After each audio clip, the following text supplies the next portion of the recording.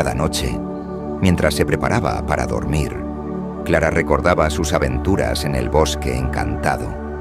Miraba las estrellas desde su ventana y sonreía, sabiendo que la verdadera magia reside en los corazones amables y generosos. Y así, en el tranquilo y pacífico castillo, Clara se durmió profundamente, con la certeza de que la bondad y la generosidad siempre traerán felicidad y luz al mundo.